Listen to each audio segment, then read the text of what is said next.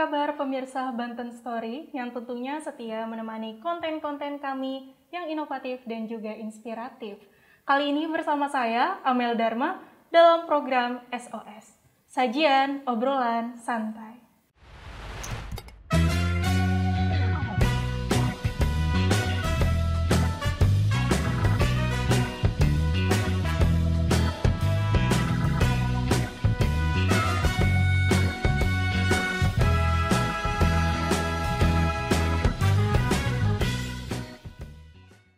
Hai, kembali lagi bersama saya, Amel Dharma, tentunya dalam program SOS, Sajian Obrolan Santai. Nah, sebelum kita lanjut nih, ngobrolin apa yang akan kita dibahas, boleh dibuka dulu kali ya maskernya. Karena di sini pun sudah mentaati prokes tentunya dan juga tidak berkerumunan. Oke. Kali ini SOS akan membahas tentang hal yang penting dan juga serius, namun kita akan membahas secara santai nih. Kita akan membahas tentang kemiskinan dan pengangguran di Provinsi Banten. Menurut data BPS, Banten menduduki peringkat kedua dengan tingkat pengangguran terbanyak. Peringkat pertama diduduki oleh Kepulauan Riau. Penduduk miskin di Provinsi Banten atau bisa kita sebut di Tanah Jawara ini mengalami peningkatan seiring terjadinya pandemi COVID-19 sejak awal tahun 2020. Banten mengalami peningkatan sebesar atau sebanyak 867.000 jiwa. Dengan data tersebut ya sekitar 10 atau 9.000 jiwa lebih, karena data sebelumnya itu di bulan September 2020 itu hanya sebanyak 857.000 jiwa. Padahal Provinsi Banten sendiri di tahun 2019 angka kemiskinan mengalami penurunan di bawah 5%. Namun karena terjadinya pandemi COVID-19 ini malah menjadi peningkatan di angka kemiskinan yaitu sekitar 6,63% pada September 2020 lalu. Dan per Maret 2021 kembali meningkat sebesar 6,6%. Kondisi ini diperburuk dengan tingkat pengangguran terbuka yaitu TPT. Provinsi Banten menduduki tingkat kedua yaitu sebesar 9,01%. Secara nasional di Indonesia di bawah Kepulauan Riau. Maka dari itu kali ini kita akan membahas lebih dalam lagi dan mengobrol santai dengan narasumber yang sangat luar biasa yang telah kita undang yaitu Bapak Mukhlis. Bapak Mukhlis adalah seorang anggota DPR di Provinsi Banten.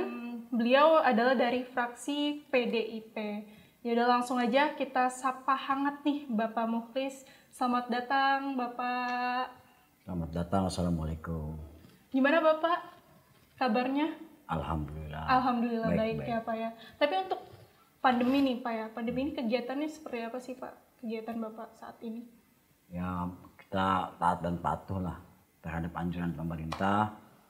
Kalau tidak ada kegiatan yang urgen kita di rumah saja sambil memantau. Sambil memantau ya Pak ya. Kebetulan karena memang kondisi di masyarakat sekarang terutama oksigen yang susah, kita juga banyak menyediakan oksigen untuk kebutuhan masyarakat lah, meskipun jumlahnya terbatas. Tapi kalau untuk pekerjaan Bapak sendiri itu terganggu nggak sih Pak sama pandemi ini? Ya karena kondisinya WFH tidak mungkin kita membuat kerumunan di kantor segala macam, akhirnya kita membuat bergantian. Di praksi itu giliran siapa? Giliran ya Pak.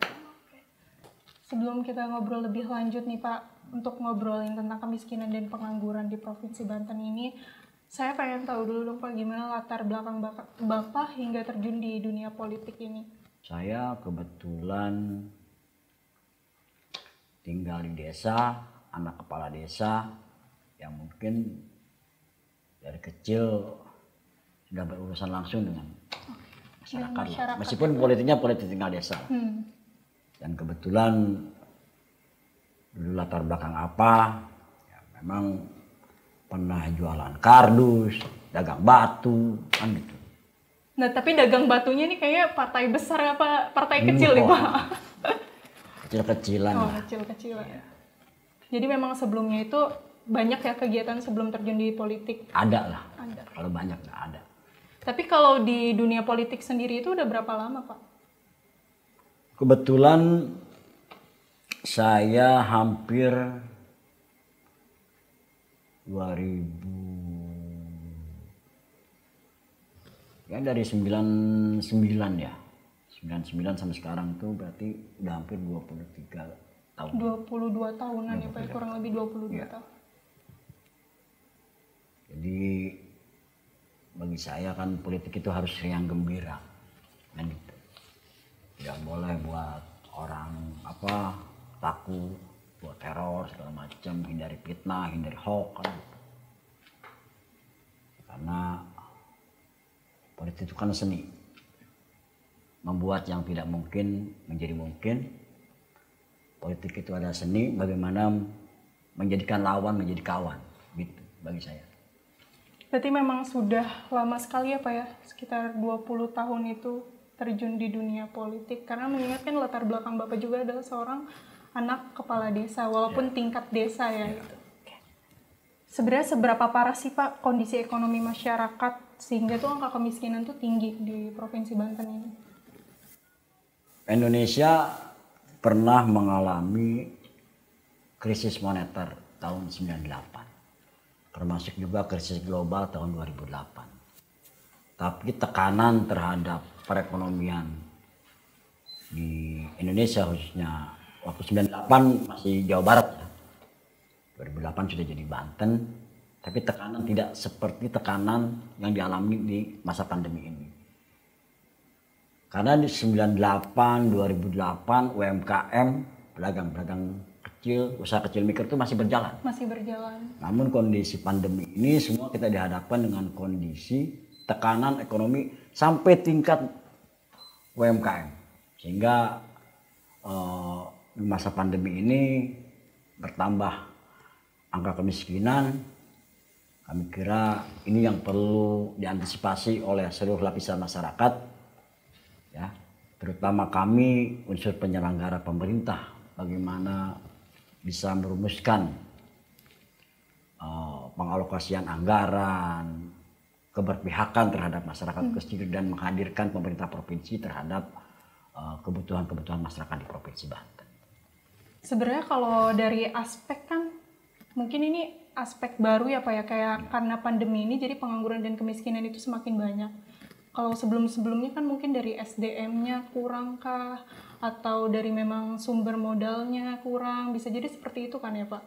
Karena tingkat pengangguran pun karena SDM-nya juga gitu, sumber daya manusianya ini memumpuni atau tidak gitu. Ya, jadi sekali lagi kami sampaikan bahwasanya kondisi pandemi ini tidak melihat orang pintar, orang kaya, bodoh, miskin, usahanya kecil atau besar, semuanya terkena. Ya, semuanya terkena dampaknya. Nah, ini yang membedakan kondisi krisis moneter 98 dengan kondisi pandemi saat ini. Nah, makanya tentunya kami berharap kepada seluruh lapisan masyarakat untuk bisa bersatu padu lah dalam satu rampak barisan dengan kami pemerintahan Provinsi Banten, ya, bagaimana agar kondisi pandemi ini bisa kita atasi.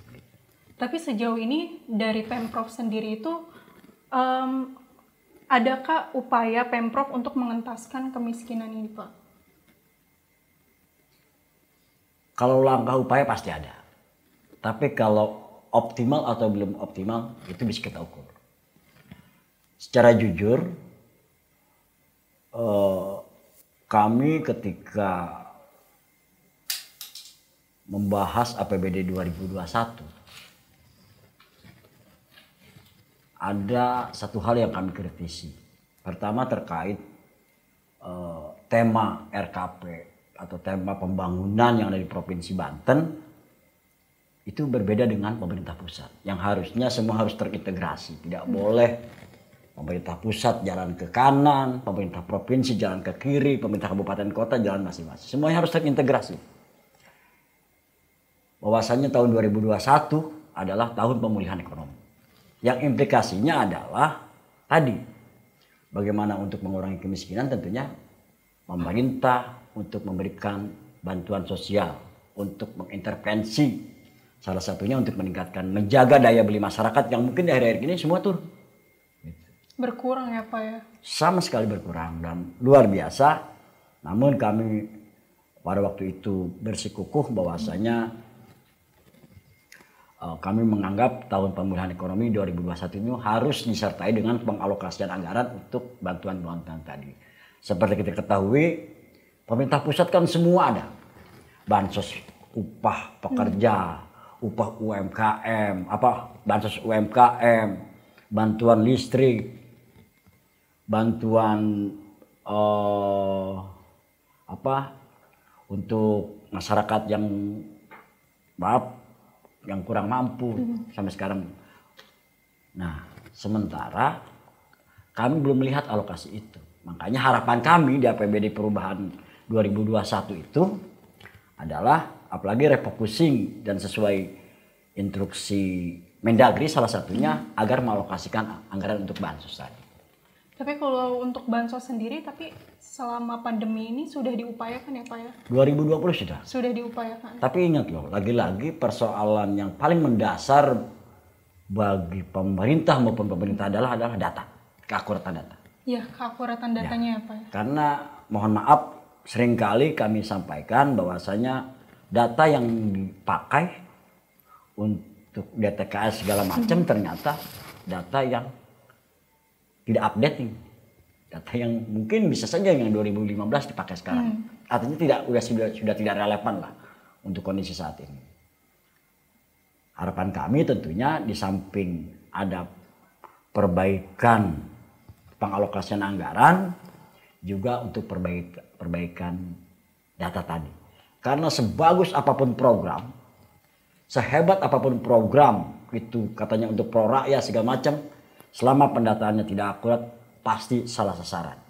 Nah itu sebenarnya yang dipermasalahin ya Pak ya, karena tidak tepat sasaran itu ya. Karena mungkin justru malah yang mohon maaf yang membutuhkan malah tidak dapat ya Pak ya. Karena ya itu tadi tidak update-nya data. Seperti itu. Jadi kalau untuk ini Pak, untuk Pemprov sendiri apa yang harus dilakukan terutama saat pandemi seperti ini Pak?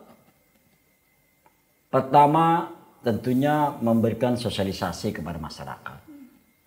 Karena untuk mencegah pandemi ini, untuk mendisiplinkan masyarakat taat prokes itu bukan hanya tugas pemerintah maupun pemerintah daerah ataupun Pemprov. Tapi juga kesadaran bersama dari seluruh lapisan masyarakat. Karena kalaupun nanti vaksin segala macam itu kita gulirkan bantuan sosial, kalau kedisiplinan masyarakat juga tidak sama-sama dengan kami pemerintah, saya khawatir ada gelombang ketiga di Banten. Kan bukan tidak mungkin. Makanya kami kira kita semua harus bergotong royong, bersatu padu, menciptakan semua kesadaran bersama bahwasanya ini adalah kondisi pandemi yang harus kita lawan terhadap perang pandemi ini. Dengan cara apa? Berdisiplin terhadap prokes. Sebenarnya kalau untuk sosialisasi sendiri itu sudah optimal belum sih Pak dari Pemprov? Nah makanya saya sampaikan tadi, semuanya harus terintegrasi. Bagaimana pemerintah pusat, pemerintah provinsi, pemerintah kabupaten kota. Jangan sampai ketika ada instruksi dari pemerintah pusat itu tidak nyampe. Harapan kami Pak Gubernur selaku kita harapkan sebagai komandan tempur untuk bisa mengkoordinir kabupaten kota yang ada di Provinsi Banten. Ya. Harapan kami ketika ada misalkan, mohon maaf nih, di bawah itu ketika isolasi mandiri, ya, mereka justru melaporkan saja takut. Takut katanya nanti dibawa ke rumah sakit. Karena masyarakat juga masih berpikir itu aib gitu bukan? Ya, salah satunya itu. Salah satunya itu ya. Yang kedua tadi, ketakutan mereka kalau dibawa rumah sakit lah katanya. Nah, harapan kami sosialisasi dan juga penanganan itu kan harus tadi terintegrasi. Tidak boleh itu urusannya kabupaten kota lah, provinsi kita lepas aja. bukan urusan kita itu mah. Harapan kami yang mungkin ya puskesmas yang mungkin selama ini berada di pemerintah kabupaten kota bisa juga tegak lurus terhadap komando dari pemerintah pusat maupun pemerintah provinsi Banten selaku perwakilan dari pemerintah pusat tadi. Gitu. Jadi memang seharusnya walaupun pemerintah sudah mengusahakan nih semuanya, tapi masyarakat juga harus tetap disiplin ya Pak ya. Misalnya kayak mentaati prokes, kayak seperti sekarang aja lagi PPKM gini. Ini adalah salah satu upaya untuk mengurangi pandemi COVID-19 ini ya Pak. Karena tantangan kita, kalau menurut saya ya, tolong koreksi kalau saya salah. Tantangan kita ternyata masih ada 36% warga negara Indonesia, mungkin salah satunya di Banten, itu tidak mau vaksin. Tidak mau percaya, tidak mau divaksin, apakah tidak percaya terhadap vaksin atau apa? Atau mungkin ya termakan hoax, mungkin berita bohong segala macam. Ya karena memang banyak sekali ya Pak ya berita hoax. Makanya harapan kami kawan-kawan media juga bisa ikut berpartisipasi dalam rangka ya tadi mendisiplinkan masyarakat, membangun kesadaran bersama, tadi melawan berita-berita bohong ya. Agar 36% saya kira ini bisa kita eliminir. Tadi kan ngomongin soal PPKM nih Pak. PPKM darurat ini kan bikin makin masyarakat nih banyak yang susah. Bapak sebagai anggota DPR di Provinsi Banten gimana tanggapannya soal itu? Dalam kondisi pandemi ini memang kita harus bisa melihat apalagi seorang pemimpin ya. Bagaimana bisa menginjak rem dan gas antara berpikir kesehatan dengan ekonomi. Ini juga harus laras, tidak boleh seorang pemimpin itu hanya memikirkan kesehatan saja. Ekonominya diabaikan. Atau berpikir ya sudahlah. Kita kesehatannya dulu, ekonomi kita kesampingkan. Orang nanti banyak mati kelaparan. Makanya menarik rem dan gas itu harus laras. Mungkin PPKM darurat sebagai dianggap rem darurat. Ya, rem darurat untuk tadi. Meskipun kalau di luar negeri kita tahulah beberapa negara itu lockdown total.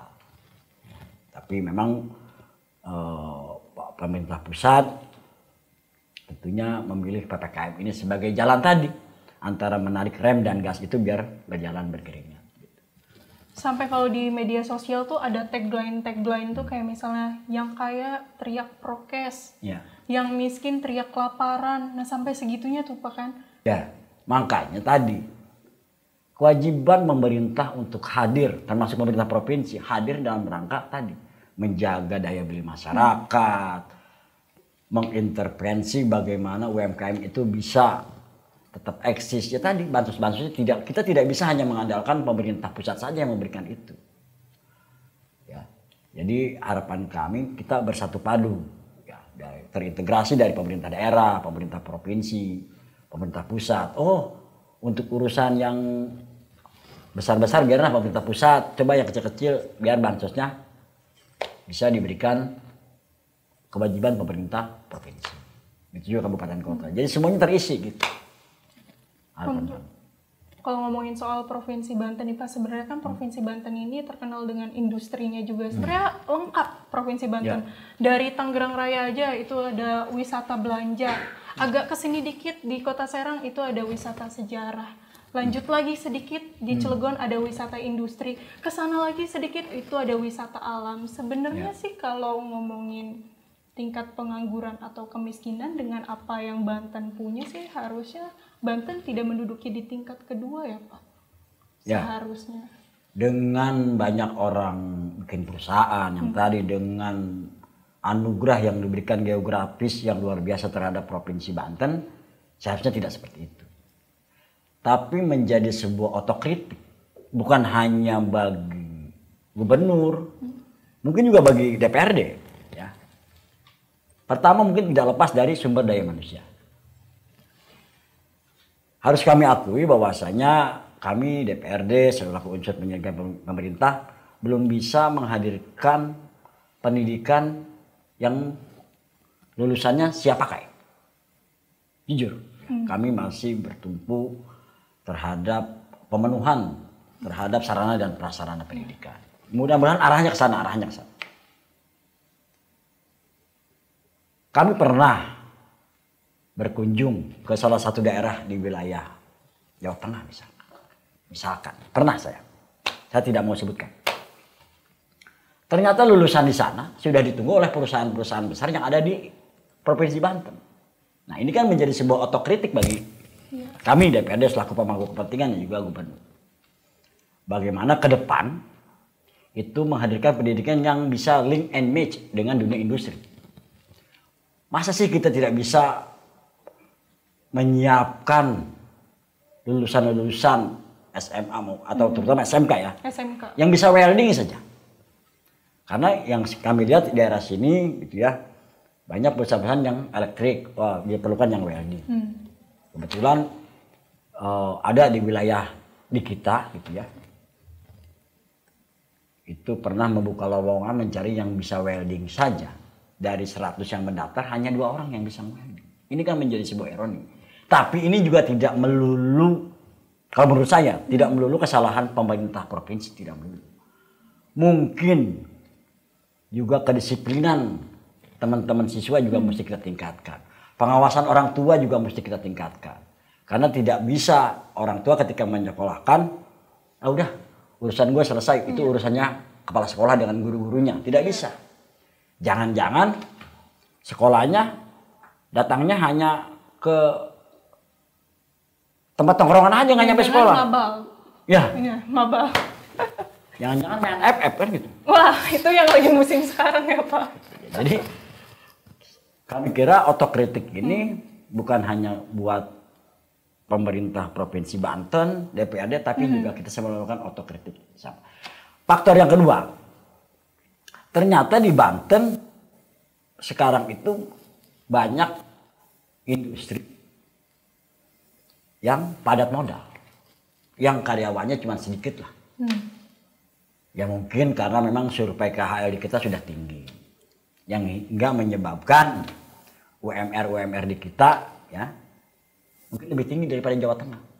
Sehingga banyak tuh perusahaan yang padat karya, yang notaben memakai karyawan banyak, pabrik sepatu, pabrik tekstil ini pada pindah ke Jawa Tengah. Itu kan sangat diwajarkan, tapi itu semua bukan salah siapa-siapa. Tapi memang survei kehidupan layak di Banten sudah demikian tinggi, berbeda dengan yang di sana. Tapi ini perlu langkah-langkah, saya kira ke depan. Gitu. Terus Pak, ini kan kalau kita lagi ngobrolin soal pengangguran gitu, di luaran sana nih kan, ya sebenarnya ini bukan rahasia lagi ya, ini udah jadi rahasia umum, udah ya publik sudah tahu lah gitu Pak. Emang kalau masuk kerja itu katanya harus bayar apa? Nah ini gimana tuh Pak? Ini yang harus kita benahi. Ya salah satunya tadi penyiapan SDM, sumber daya, termasuk juga mental. Bagaimana menyiapkan mental orang yang sudah ingin bekerja misalkan. Mohon maaf. Ada di wilayah tapi saya nggak mau sebutin wilayahnya. Karena merasa akamsi, tahu nggak akamsi? Anak kampung sini Pak. Anak kampung sini. Kebetulan atasannya itu bukan anak kampung sini. Kamu Amel pulang lembur ya. Yang nyuruhnya bukan orang kampung sini. Wah, sia nitah aing. Aing orang dia. Ngerti kan sudah? Iya, ngerti Pak. Nah, mental-mental seperti itu kan harus juga kita sama-sama kita kikis. Jadi bagaimanapun kita harus bukan hanya menyediakan sumber daya manusia yang qualified, yang siap pakai, juga yang mental tadi. Mental akamsinya harus dibuang dong. Etika dalam bekerja lah ya Pak. Ya, ketika disuruh lembur yang nyuruhnya bukan anak kampung sini, marah. Ya kan? Dikasih SP, ngancem. Nah ini kan persoalan. Mudah-mudahan di Banten tidak ada. Ya. Di daerah Mbak ada? Nggak ada kan? Nggak ada sih Pak. Tapi ya itu tadi tentang mau masuk kerja bayar atau ada istilah-istilah, itu pakai orang dalam. Iya makanya salah satunya itu tadi penyiapan SDM tadi dengan menyediakan misalkan tadi SMK yang link and match dengan dunia industri.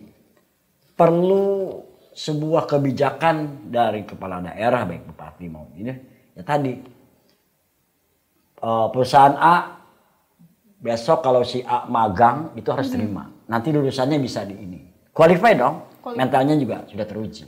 Nah mungkin ini yang harus kita lakukan segera. Dan ke depan kami pernah loh ke dinas terkait, cobalah di Banten itu minimal SMK negerinya itu setiap kecamatan. Yang tentunya yang tematik, yang disesuaikan dengan kebutuhan pasar yang ada di wilayahnya. Tidak mungkin kita di Pandeglang misalkan, nggak cocok. Kalau bikin SMK-nya SMK elektronik agak kurang cocok kan gitu. Mungkin agrobisnis. Atau di wilayah Pantura sana mau segala macam SMK-nya kemaritiman. Nah baru yang sebelah sini yang ada tadi kata Mbak ada mall segala macam mungkin bisa SMK jurusan yang tata niaga, ada pabriknya elektronik segala macam. Nah ini bisa disesuaikan. Gitu.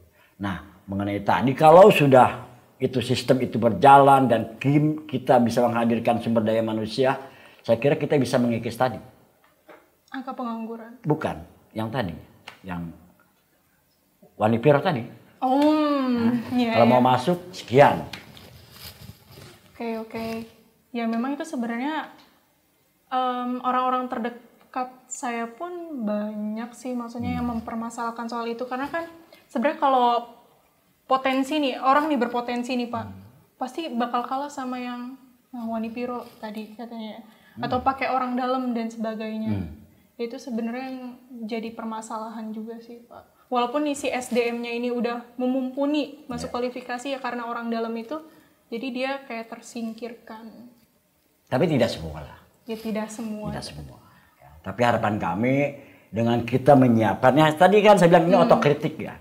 Bagi kami selaku unsur penyelenggara pemerintah menyiapkan sumber daya manusia yang qualified tadi, termasuk juga dukungan lingkungan. Kalau lingkungan sudah menyatakan oke, kan gitu tadi, dengan mengesampingkan golongan Wanipiro tadi, saya kira pengusaha kan pasti judulnya itu kemana-mana pengen untung kan, bikin pabrik, bikin apapun. Tapi yang paling penting adalah bagaimana juga kita bisa menciptakan para entrepreneur. Jadi merubah mindset yang tadinya kita cari kerja, bagaimana juga bisa menciptakan lapangan pekerjaan. Ini kan kayak hari ini misalkan melakukan podcast kan bisa melibatkan. Ini kan ekonomi kreatif. Dukungan dari pemerintah, misalkan ada di desa. Ya, di desa ada dana desa itu ada sebelum Covid itu ada alokasi untuk pemberdayaan. Di provinsi juga ada pemberdayaan. Cuman lagi-lagi harapan kami orang yang diberikan bantuan segala macam tentunya orang yang sudah diberikan pelatihan terlebih dahulu. Jangan sampai dikasih kambing, kambingnya ketabrak di warung sate. Dikasih lele, lelenya ada di pecel lele. Nah, harapan kami kalau sudah diberikan ilmu, bagaimana bisa membuat peternakan lele, bagaimana bisa mengembangbiakan kambing, insya Allah itu berjalan dengan baik. Jadi bukan hanya kita berharap terhadap dunia industri segala macam, tapi bagaimana kita juga bisa menciptakan lapangan kerja melalui wira swasta tadi. Karena memang kebanyakan sekarang anak muda udah mindsetnya itu dia udah pengen jadi entrepreneur sih dibandingkan menjadi karyawan gitu. Dia lebih memilih untuk membuka lapangan pekerjaan walaupun itu kecil gitu. Apa yang harus dilakukan pemerintah provinsi dan untuk penanganannya sejauh ini perihal kemiskinan dan juga pengangguran tuh sejauh mana? Ya, untuk kemiskinan lagi-lagi sesuai dari BPS ya, salah satu anjuran di BPS bagaimana ada pengalokasian untuk bansos tadi. Kenapa saya sampaikan tadi tema RKPD Provinsi Banten agak berbeda dengan RKP sehingga tidak tegak lurus. Tahun 2021 tema RKP adalah pemulihan ekonomi. Tapi Banten masih bergumul terhadap peningkatan infrastruktur. Sehingga ketika pandemi gelombang kedua di bulan Juli ini, kita dihadapkan dengan kondisi yang tadi. Ada PPKM darurat, ini semua dibatasi, semua menuntut.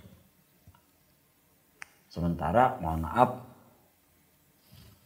pengalokasian anggaran untuk bansos itu belum terlihat. Makanya harapan kami di APBD perubahan ini, kami bisa mendorong pemerintah Provinsi Banten ya untuk bisa pengalokasian bansos. Kita lihat ya bansosnya apakah untuk UMKM atau untuk dunia industri kreatif atau mungkin untuk orang-orang yang kena PHK. Tinggal kita berbagi saja, pemerintah pusat ada berapa orang, kita pemerintah provinsi berapa orang. Karena memang salah satu yang terkena dampak karena di Banten dunia industrinya banyak, mungkin yang kena PHK itu mungkin banyak juga di Banten. Gitu. Mungkin tidak bisa diakomodir semua oleh pemerintah pusat, bisa juga kita mereplikasi program tersebut melalui bansos dari. Nah, mengenai pengangguran, kami kira tadi, pertama kita harus menghadirkan pendidikan yang berkualitas, yang link and match dengan dunia industri. Yang kedua, kita juga mendorong pelatihan-pelatihan baik itu di BLK maupun di dinas-dinas terkait ya. Bagaimana bisa menciptakan para entrepreneur baru ya, sehingga bisa menciptakan lapangan pekerjaan. Terakhir mungkin ditambahkan dengan pengalokasian anggaran untuk pemberdayaan tadi. Karena percuma dilatih aja, anggaran yang nggak dikasih mah nanti keburu hilang ilmunya, kan gitu Mbak. Karena memang kalau untuk industri sendiri gitu kayak pabrik-pabrik pun untuk nyari SDM kan dia harus punya trust gitu ya, percaya sama orang tersebut. Makanya tadi disinggung ya karena pendidikannya itu kan dan untuk menghasilkan orang yang qualified, yang link and match sama industri.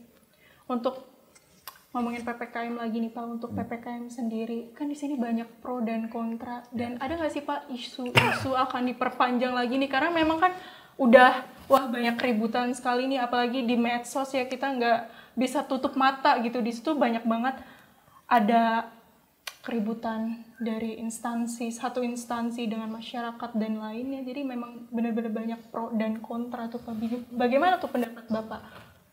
Saya kira berpendapat adalah hak kebebasan dari masing-masing individu ya. Ada yang pro, ada yang kontra, itu suatu kewajaran. Namun yang jelas tugas bernegara sesuai pembukaan Undang-Undang Dasar adalah bagaimana bisa mencerdaskan kehidupan bangsa, bagaimana menciptakan kesejahteraan umum ya, yang tertuang dalam pembukaan undang-undang tadi. Ini tujuan bernegara. Goal APBD itu adalah kesejahteraan masyarakat.